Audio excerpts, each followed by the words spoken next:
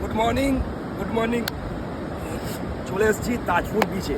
আজকে তোমাদের সঙ্গে একটা গল্প আমি শেয়ার করবো, কারণ আমার চিতাকে নিয়ে দেখতেই পাচ্ছ আছে, দেখতেই পাচ্ছ আমার চিতাকে নিয়ে নেমে গিয়েছি আমি বিচেতে।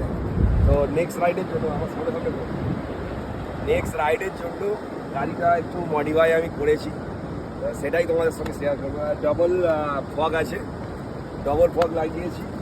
আর কিচেন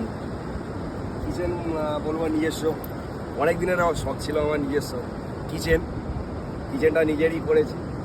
আর তারপর তো তোমরা দেখেছো গাড়ি। আর এদিকে যেটা দেখো ব্ল্যাক তো দেখেইছো, কি আর বলবো, রাডার বিনয় ব্ল্যাক।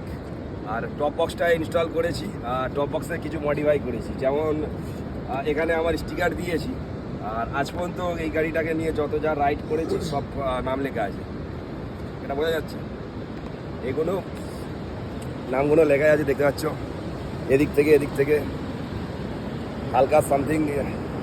মানে রাইড করেছি বলতে কি সেরকম বড় রাইড আমার কাছে এগুলোই বড়,